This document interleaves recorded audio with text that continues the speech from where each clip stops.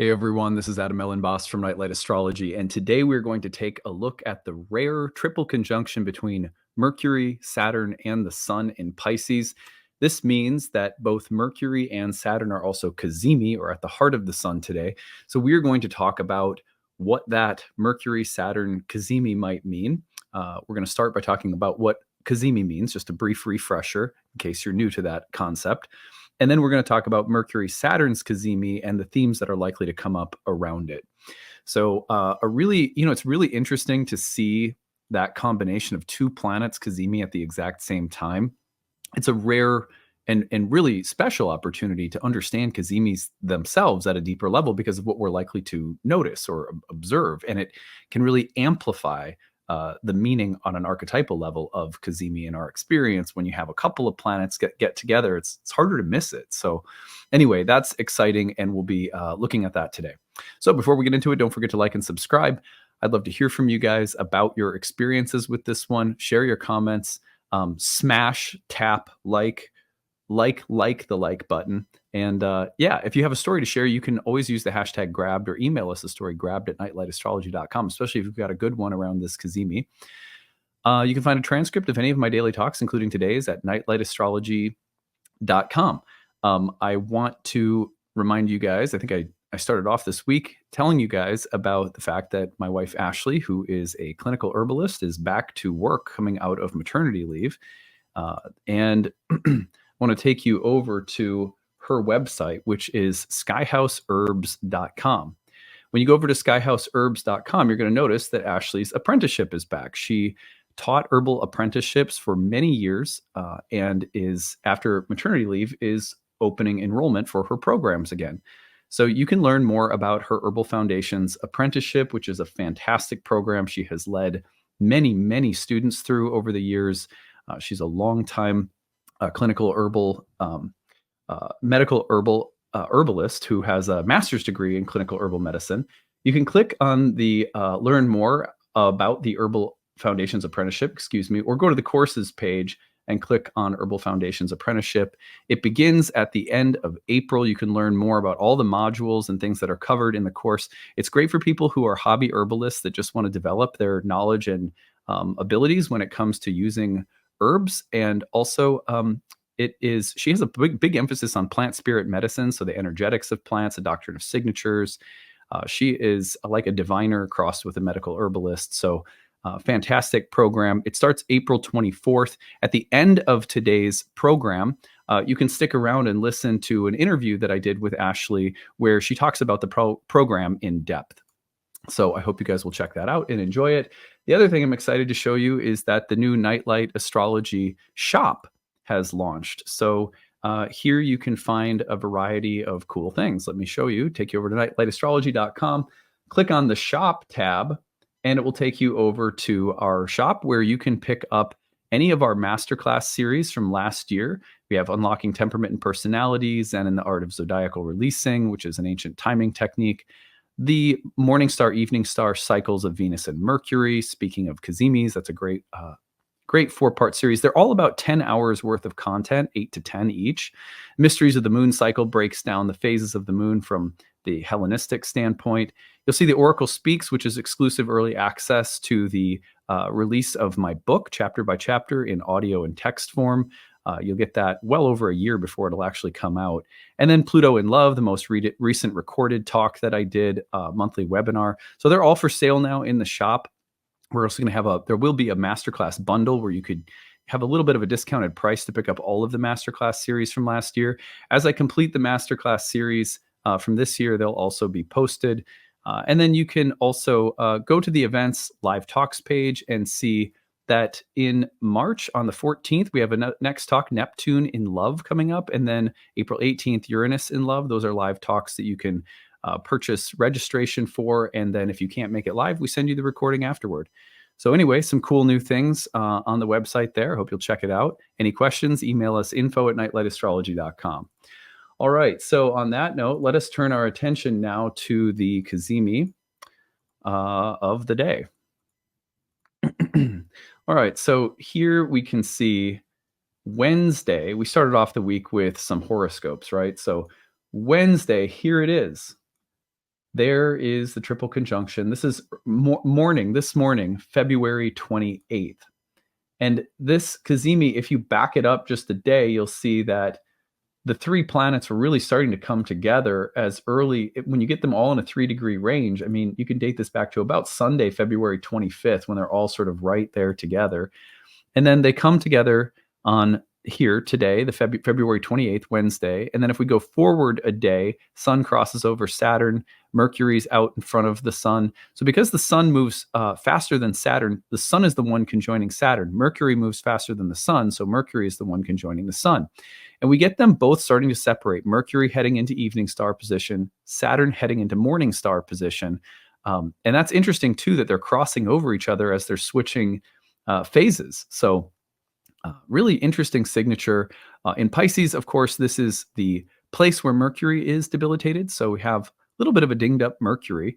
We've talked about that at length already in the past week or two.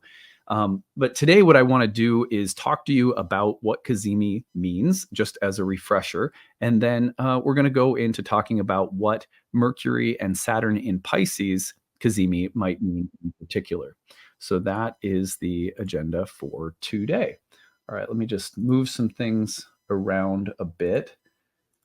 So yeah, I'm really excited for this particular transit, because I don't think I remember a time where we've had, I mean, maybe we have and I'm forgetting it, but like a Cazimi, okay, tons of experience with Cazimis, teach about them, notice them, talk about them on YouTube all the time. You guys who watch my channel know.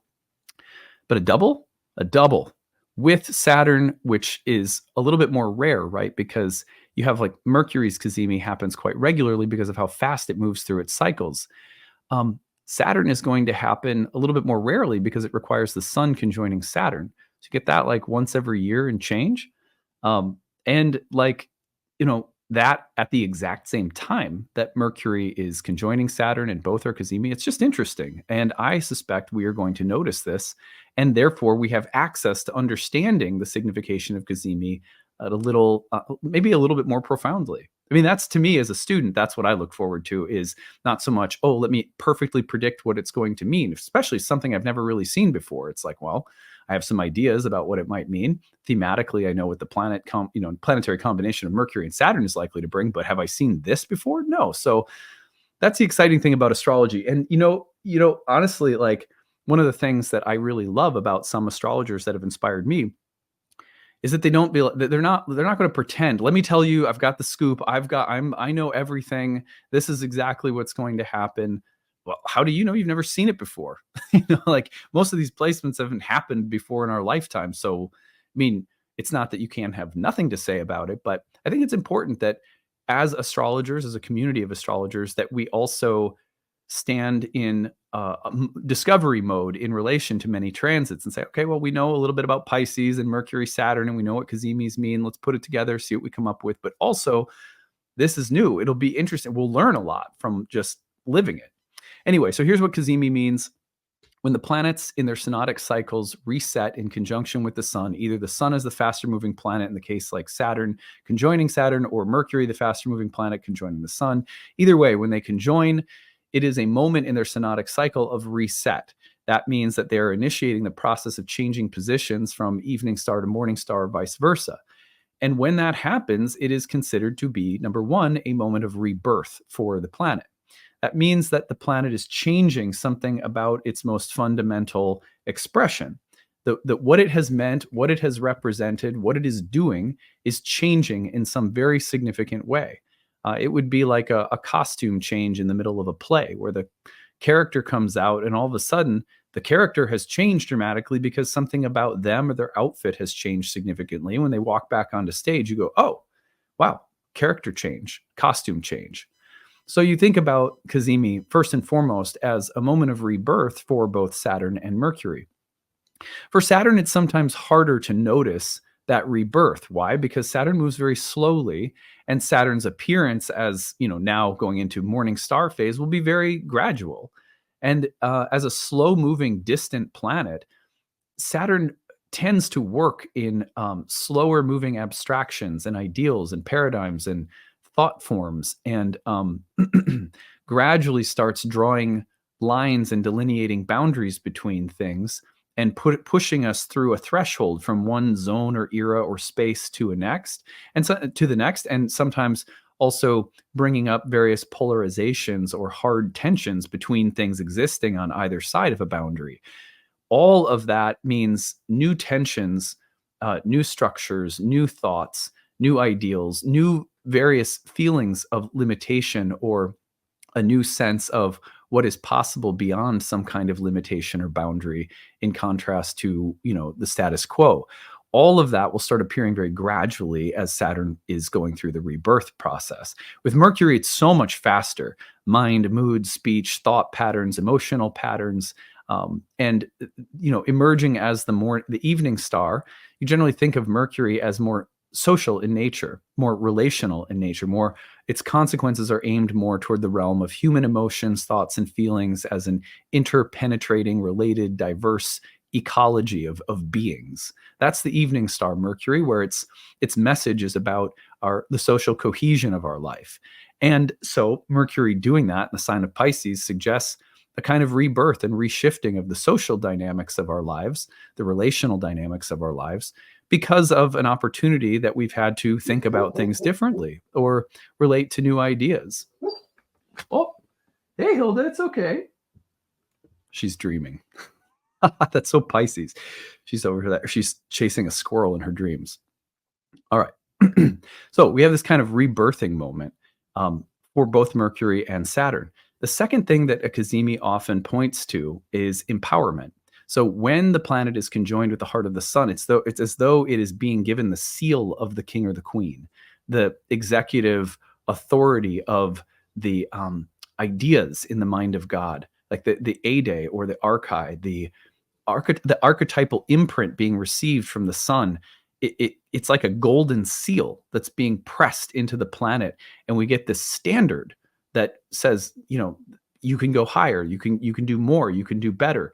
This is the new idea that's going to now take shape, and it can be a very empowering moment as well, where there's almost like an executive kingly or queenly power that's being infused within the planets. Now, the debilitated Mercury, that could mean, for example, delusional thoughts, or ideas that are not very grounded or that are overly romantic. Or on the other hand, it could be about ideas that are reflective of a much greater depth and sophistication, of greater emotional maturity or intelligence, the very Mercury-Saturn theme. But either way, it's a kind of empowering.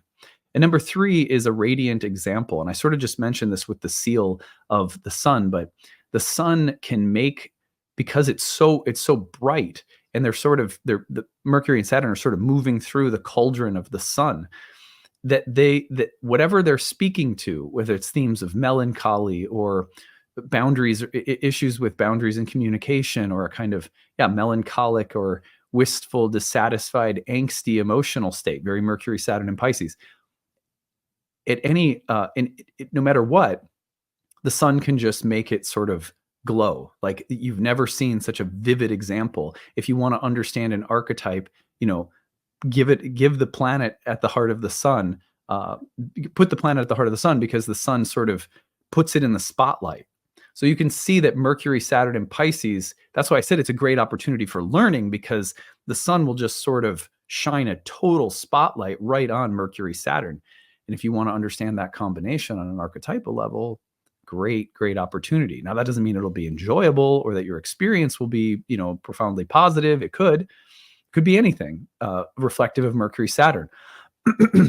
But you'll feel that this is a radiant example, that somehow it shines or glows, and your understanding can grow at the same time, because the sun was associated with intelligence and the ability to understand or intuit things of a higher nature. That's the sun. That's clarity and light, illumination and enlightenment. So an enlightening example of Mercury and Saturn.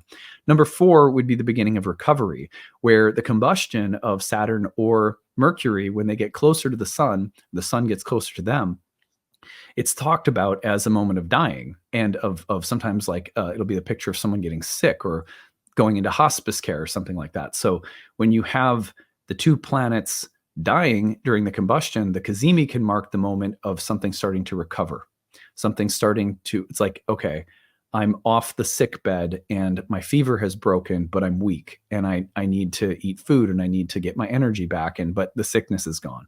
Right. So it's, you can think about it like that. Okay.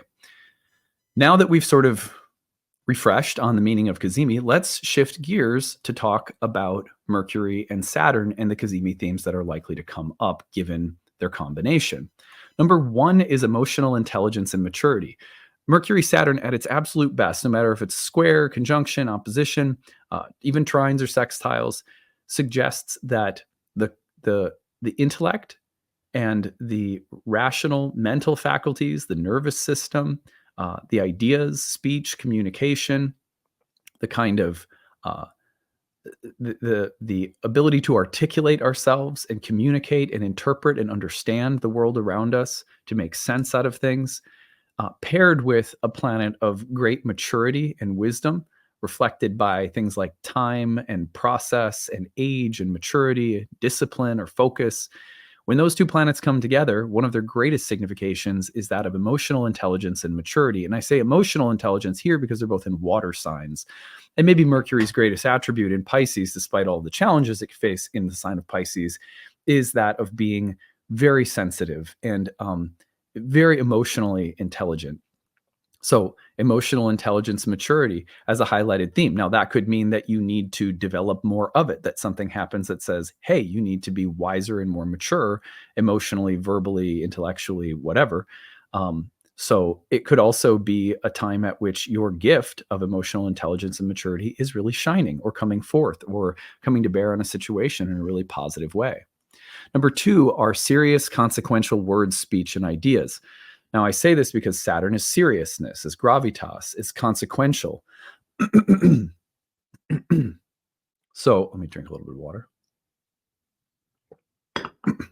So as a planet of gravitas, a planet that is serious and always brings to mind that things are consequential in this world, that there is a kind of reaping of what has been sown at Saturn, and that when we pair that with Mercury, we get the idea of serious or consequential words, speech, thoughts, ideas. They matter. There's something that's being realized or said or done that is to be taken more seriously, or it has a more consequential impact on what's going on. So these are not just everyday exchanges of ideas and thought. When Mercury gets together with Saturn, they carry a weightiness and they reflect something of time and, a karmic history that is a part of how these ideas, thoughts, words, speech are presenting themselves. Number three would be boundaries mentally and emotionally, the lack of or an excess of, finding the right relationship with words, speech, thoughts, emotions, ideas, and what should be filtered and what shouldn't, how reserved or conservative you should be with your ideas versus how free flowing, what it looks like to be pent up versus what it looks like to have no filter. These are the kinds of juxtapositions that will be really loud when Mercury and Saturn get together, with Mercury debilitated in Pisces. Number four would be understanding, wisdom, and clarity. If you're studying something, if you're writing something, if you are you have a teacher that you're learning from, you will find that Mercury and Saturn conjunctions, when they come together, reflect the crystallization of understanding. Oh, now I understand something. I have a little bit of wisdom about something, or something that was muddled becomes clear. And the reason for that is that Saturn and Mercury were friends in ancient astrology, both of whom were associated with scholarship, learning, understanding, and the development or maturing of wisdom and intelligence. So, perfect combination for getting smarter in a way. Number five, an emotional maturity check on plans, goals, dreams of the Venusian variety. Why? Because this triple conjunction is in the bound of Venus and the exaltation of Venus. Venus, in the meantime, is in Aquarius, squaring Jupiter and going into the square with Uranus. And so we know that Venus is trying to flip the script. There is a significant transit of Jupiter and Uranus that are coming together in a conjunction by late April. We know that Venus has been working its way through Aquarius and squaring those planets and presenting like a new Venusian blueprint. You might remember earlier this week, I mentioned that all of the Piscean action reflects the need for some kind of gut check around our emotional maturity or around Pisces can bring up a kind of emotional chaos and depth that if it is not considered in this Venusian daydream that we're trying to create, will present problems for us down the road. So this could also be looked at, this triple conjunction, as a kind of emotional maturity check on the plans, goals, and dreams that are trying to establish themselves through the upcoming Jupiter-Uranus conjunction. And again, we say that why? Because not only does Venus have a ton of power over the placement of the Sun, Saturn, and Mercury in Pisces in the bound and exaltation, but it's also the sign of Jupiter. And these three planets are moving into a sextile with Jupiter at the time of their triple conjunction. Jupiter is in the sign of Venus. And so we have just a correlation with these kind of big plans and ideas and dreams that are deeply Venusian. They have a lot to do with how we are trying to establish a greater or more lasting, solid version of peace, happiness, enjoyment in the world, in the body. Well, okay, but this is a kind of emotional maturity check on some of those plans. It's something that might feel like it's holding us back, but has to be considered or included. Number 6, we can see romantic and melancholic themes coming up around this time, which might be feelings of frustration or longing or feeling of dissatisfaction, all of which is kind of churning inside and contributing something important to where things are heading in the next month or two. So this kind of angstiness that's in the air, don't just try to get rid of it. Listen to it, speak to it, see what it has to say. Maybe it has something really important to say that will help you refine or continue to shape the direction that you're heading in right now. And then number 7, think about disappointments, surrender, compassion, forgiveness. I could have added the word grief and boundaries. I use the word boundaries again here because it's important. Mercury, debilitated Mercury with Saturn and the Sun in this rebirthing moment can reflect a rebirth that's being born out of a disappointment or a kind of need to let go, or it's generating within us the need to be more compassionate toward ourselves or something else, to forgive ourselves or someone else. And also what comes to my mind around this is the idea that you can only give so much. There's, if and when you notice in life that you're taking off, you're expanding, you'll notice that sometimes people or things around you will try to pull you back. And sometimes it's really important that you listen to that, because you might be, the ego might be taking off, as in addition to the spirit. And while we want the spirit to take off, we want the ego to not get too inflated. So sometimes things will pull you and it'll feel sort of regressive, like you're trying to clip my wings, but it's actually a reminder that you need to take off without the ego getting inflated. You need to be expansive. There's nothing wrong with that, but you can't let the ego get so expansive that it forgets other things or people or places or emotional bonds, and so forth. So watch for disappointment, surrender, compassion, forgiveness, all as themes coming up right now that you don't want to just try to run past because they're frustrating or stifling. And also, there are times when people will try to pull you back, or and you have to set a boundary and say, no, I'm taking off right now. And it's just out of resentment or jealousy or bitterness that you're doing well, that someone or something else will try to pull you back into something regressive. So you have to know the difference between the ego getting a little checked and needing to be like, okay, yeah, I slow down a little bit, tend to things around me, be careful and caring.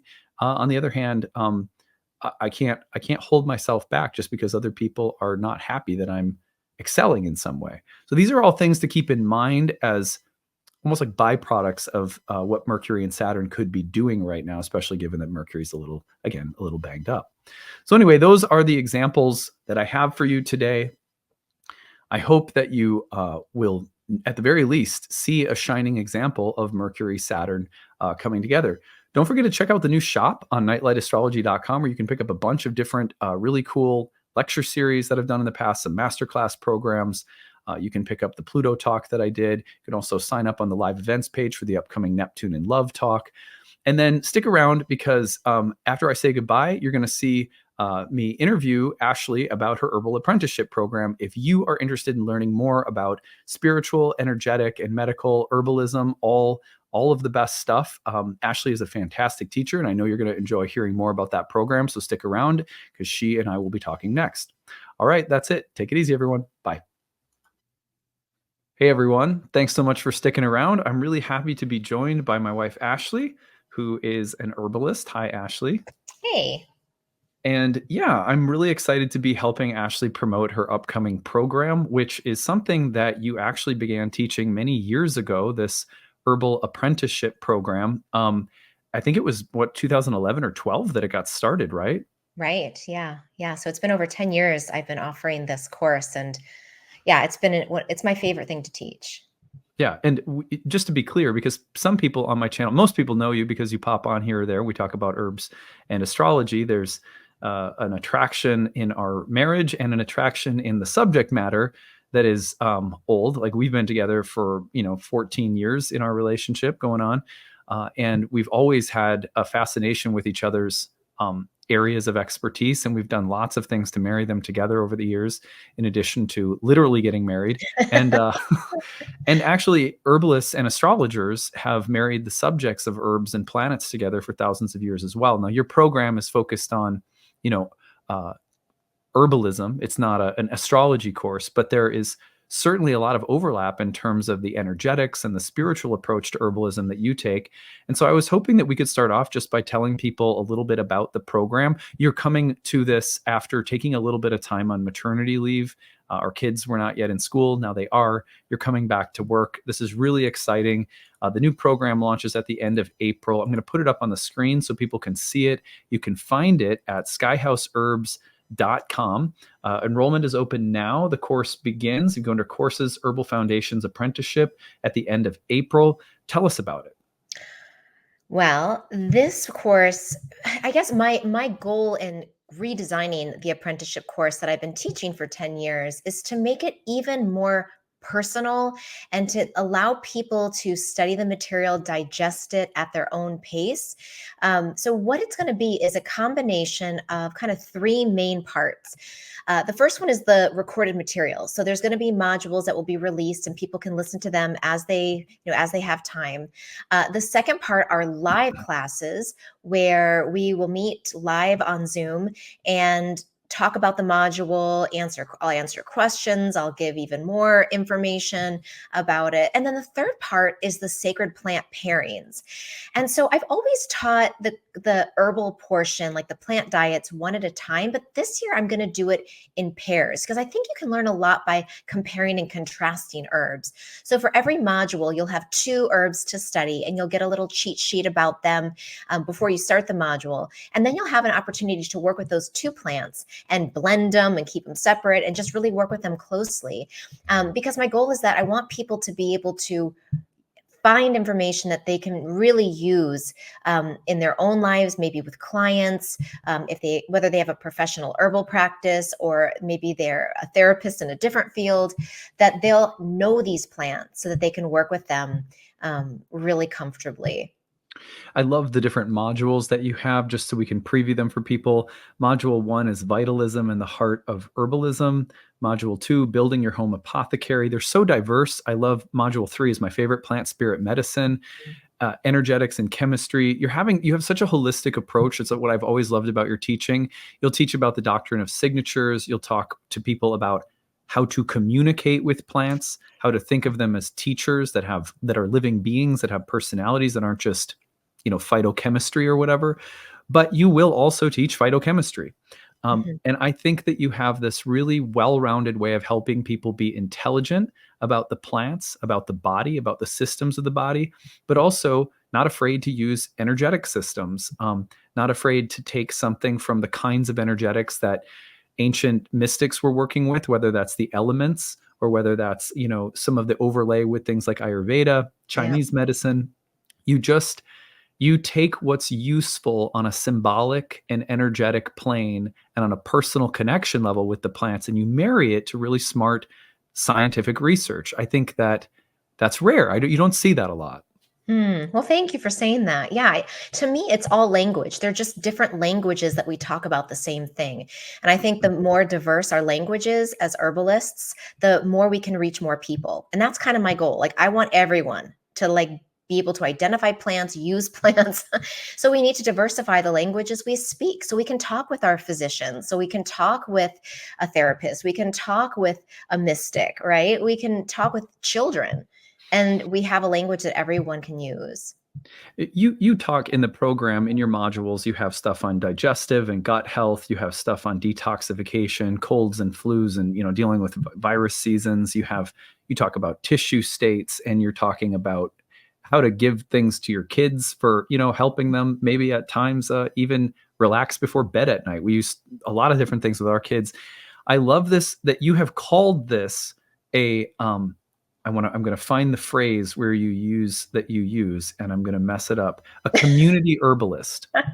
What is a community herbalist, so that people can understand that definition? Because sometimes people might look at a course like this and think, gosh, unless I go to an accredited university for 8 years and learn all about chemistry, I have no right or business suggesting herbs to people or using herbs. That's just not true. And that's not the history of how folk herbal medicine has been used or taught. So what do you mean when you say community herbalist?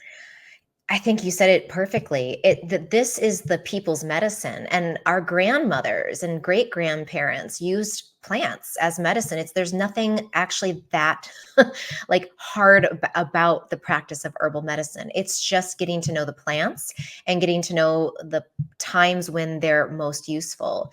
I really envision that this course, people can take it and, yes, use it for themselves, number one, because I think a lot changes when we have the personal experience, and then using it in your family, whether that's just, maybe making a tea for your dog, or, if you have kids, or maybe you just have a partner, maybe you have plants you can use, and we'll talk about taking care of a garden, but using it for yourself, for whoever's immediately around you, and then taking it beyond that, because it's likely that at some point you're going to be talking with someone. They're going to say, oh, I've got this digestion thing and I've tried this and this. And they might say, hey, you're studying herbs. Is there anything that you would recommend? And you know what? You'll probably have a few ideas. And that, you never know how one way that you help someone out there in the world might trickle and then help others and more people. So I think through the self-knowledge and studying this knowledge in your own body, it'll naturally, it's like, impossible for it not to spread out and start to affect the broader community. Yeah, I think that's really important. This is also for that reason, because we have a vision. I mean, you guys know through my Kickstarter, you guys helped us build a community herbal medicine garden that Ashley's been hosting free and donation-based events out of, that the donations go right back into the garden and just growing the medicine that we then find ways of harvesting and giving to other people, or letting other people come and harvest. We have a vision, and we always have, back to the days when we had our yoga studio in Maryland. We have always had a vision of making this sacred knowledge accessible to people. And that is both there in this program in terms of the way you're framing what it means to be an herbalist. It might mean that you're a professional and you see clients, and you could continue beyond this program developing the skills to do that. This would certainly set you up for success. You could also go forward and be someone who uses what you know with friends and family and yourself. And that's an incredible set of tools to have. The program's also very accessible from both a programming standpoint and a price standpoint. I'm going to take you back over and show everybody the programs. The modules are pre-recorded, but then you meet outside of the modules for discussion, community, Q&A, and sort of development and integration. So people can attend those live. If they miss those integration sessions, they can also watch the replays of those. So Absolutely. Yeah. anyone could take this at their own rate, as slowly or as quickly as you wanted to, really soak it in, or blaze through it. And, and then we can certainly, beyond this program, as Ashley perhaps makes more advanced programs available as she's easing back in out of maternity leave, can help you with further development, or recommend you to many other wonderful programs where you can continue your studies. We want this to be accessible. We want community herbalism to be, as simple as being able to show a friend a couple of yoga stretches. We should be able to show each other herbs, and just, hey, this is a helpful herb to use. Also, accessibility price-wise, we have an early bird enrollment, and we have a standard enrollment. And then we have tuition level 1 assistance and tuition assistance level 2, which break out the affordable tuition into different levels of affordability. And you can kind of identify where you're at if you're someone who wants to take this program, but needs to work within your means and not hurt yourself doing it. And then for those who can pay, we ask that you use standard or early bird enrollment. And that's the same thing I do for all my astrology programs. So we try to keep it super, super accessible. The Herbal Apprenticeship Program starts April 24th. I know Ashley's super excited to be getting back into teaching too.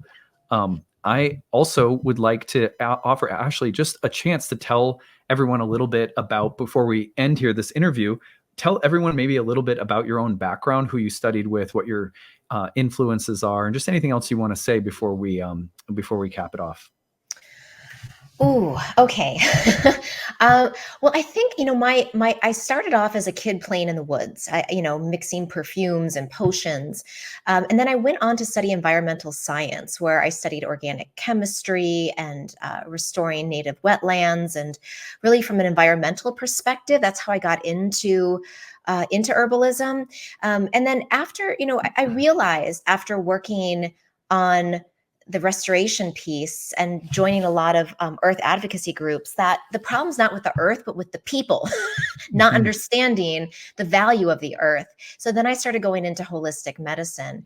I graduated from University of North Carolina, Asheville, with a degree in interdisciplinary studies. And I went on to get my that was my undergrad. And then I got my master's from the Maryland University of Integrative Health. It was then called Tai Sophia. But my teachers there, I had such a great blend of teachers, really scientific minds, like Simon Mills from the UK, and Kevin Spellman, who is like a chemistry genius, who's also an Ayurvedic practitioner, who studied with Dr. Vasant Lad. Matthew Prisco, medicine maker from Galen's Way out in California. So I had a really wonderful, diverse variety of teachers in that 3-year full-time master's level program. And then after that, I went on to study with Matthew Wood pretty intensively because I liked his energetics. I liked the way he spoke about the plants and his personal experience working with low dose, drop dose medicine. And he has had amazing he's done such amazing work herbally with just using that method.